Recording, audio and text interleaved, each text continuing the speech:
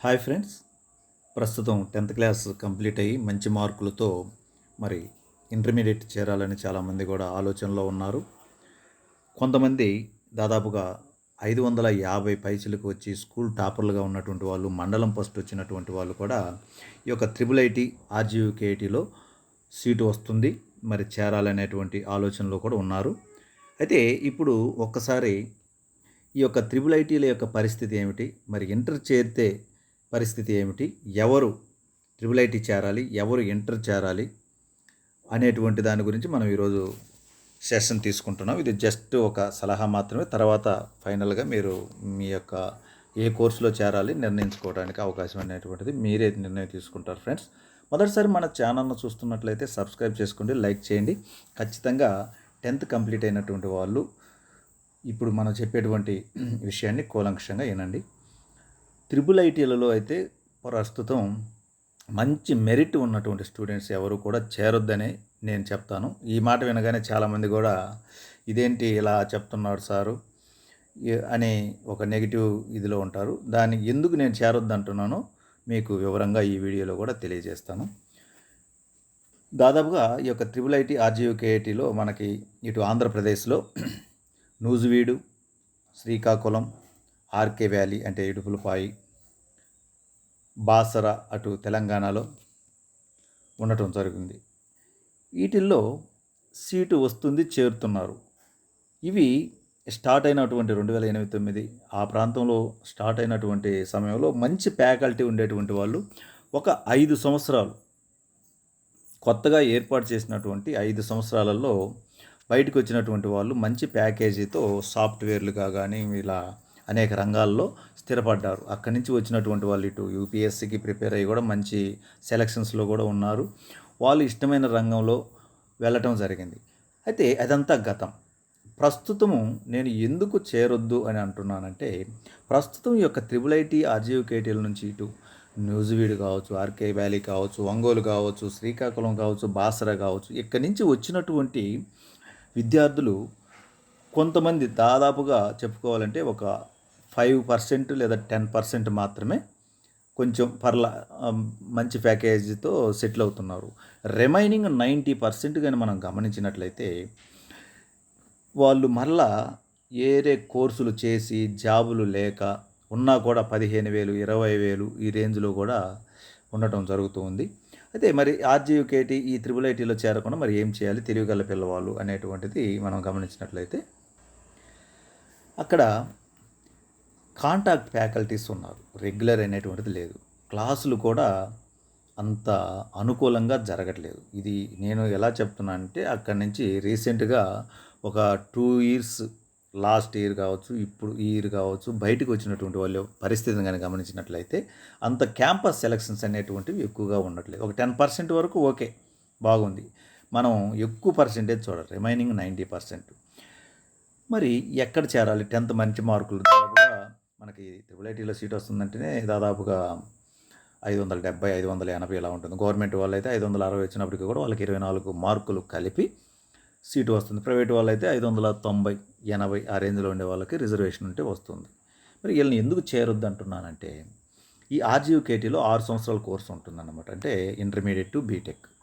ఈ 6 సంవత్సరాల్లో వీళ్ళు ప్రత్యేకంగా అంత స్కిల్స్ కూడా ఉండటం లేదు అక్కడ చదివినటువంటి వాళ్ళకు. ఎందుకంటే ఫ్యాకల్టీ సరిగా లేరు, అక్కడ పర్యవేక్షణ కూడా లేదన్నమాట. ఒకప్పుడు ఈ ఐఐటీలు పెట్టినటువంటి త్రిబుల్ ఐటీలు పెట్టినటువంటి సందర్భంలో ఒక 5-6 సంవత్సరాలు అయితే మంచి క్యాంపస్ సెలక్షన్స్ ఉన్నాయి, అక్కడ మంచి స్కిల్స్ కూడా ఉన్నాయి, ఫ్యాకల్టీ బాగా పర్యవేక్షణ. ఇప్పుడు గవర్నమెంట్ కావచ్చు, ఇటు ఆ యొక్క మేనేజ్మెంట్ చైర్మన్ కావచ్చు, వీళ్ళ యొక్క పర్యవేక్షణ లోపం వలన అక్కడైతే టీచింగ్ అంత బాగలేదు. అదే సమయంలో పిల్లలు కూడా ఓన్గా చదువుకోవాలన్నా కూడా వాళ్ళకి గైడెన్స్ చేసేవాళ్ళు కూడా లేరు. మరి ఏం చేయాలి ఈ తెలివిగల విద్యార్థులు? 10th వరకు తెలివిగా చదివినటువంటి విద్యార్థులు మరి ఈ త్రిబుల్ ఐటీలో చేరితే మాత్రం కొంత నష్టపోతారనేది నాకు తెలిసినటువంటి అనుభవం, నా స్టూడెంట్స్ చెప్పినటువంటి అనుభవం.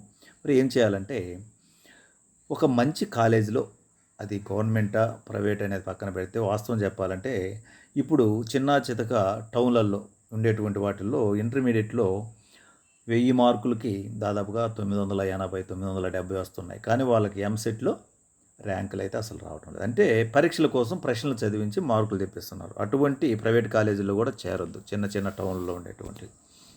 మరి ఈ తెలివిగల పిల్లవాడు ఎక్కడ చేరితే లాభం పొందుతాడు అని కనుక గమనించినట్లయితే రెసిడెన్షియల్ ఉన్నాయి. ఇప్పుడు నాగార్జున సాగర్ కావచ్చు, గవర్నమెంట్ అటువంటి వాటిల్లో మంచి ఎంసెట్ కానీ, జేఈ అడ్వాన్స్డ్ కానీ, మెయిన్స్ కానీ మంచి తర్ఫీదిస్తున్నారు.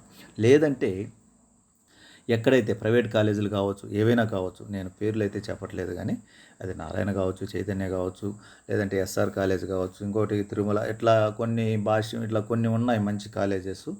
వాటిల్లో కొంత ఫీజు ఎక్కువైనా కూడా మనం డబ్బు కట్టుకోగలము అనుకుంటే ఆ కాలేజెస్లో కానీ చేర్చితే అక్కడ ఇంటర్మీడియట్ మార్కులతో పాటుగా మనకి ఈ యొక్క జేఈ అడ్వాన్స్డ్ మెయిన్స్ కూడా తర్ఫీదిస్తారు.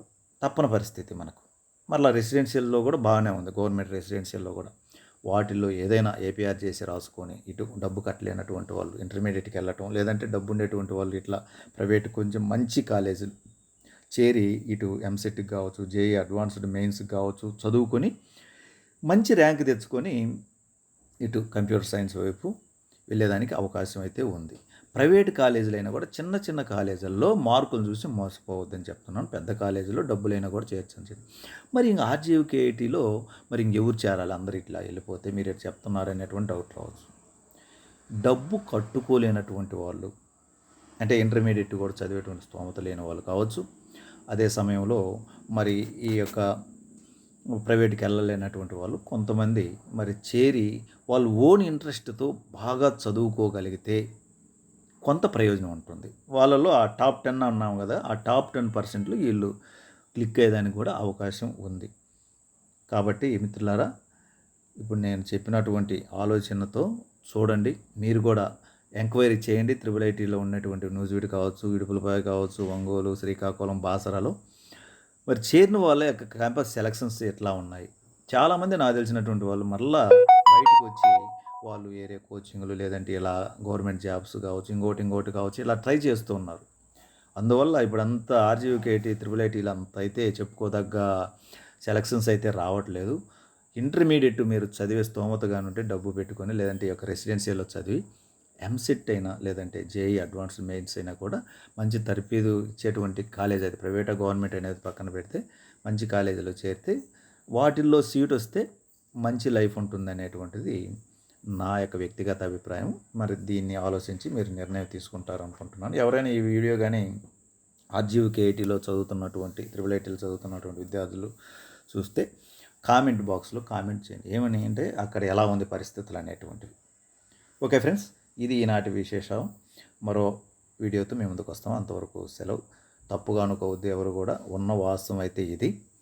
దీన్ని గమనించి ఇంటర్మీడియట్ చేరండి. తర్వాత మీరు ఈ యొక్క జేఈ అడ్వాన్స్ లేదా మెయిన్స్ కానీ రాయటం చేయండి. అదే ఇటు ఎంబీబీఎస్ సైడ్ వెళ్ళాలనుకుంటే నీట్కి బాగా ప్రిపేర్ అవ్వండి. ఏదైనా కూడా మార్కులు వస్తున్నాయని చూసి మోసపోవద్దు. ఏ కాలేజ్ అయినా, అది ప్రైవేట్గా అయితే నారాయణ కావచ్చు, చైతన్య కావచ్చు, ఇంకొకటి కావచ్చు. అక్కడ ఈ యొక్క ఎంసెట్ ర్యాంకులు ఎలా వస్తున్నాయి, అదే సమయంలో మరి జేఈ అడ్వాన్స్డ్ మెయిన్స్ ఎంతమంది సెలెక్ట్ అవుతున్నారు, ఇట్లాంటివి చూసి మాత్రమే కాలేజీలో చేరండి. నన్ను అడిగితే ఈ త్రిబుల్ ఐటీల జోలికి అయితే వెళ్ళొద్దు friends. Okay, thank you. Please subscribe. జై హింద్. Best of luck.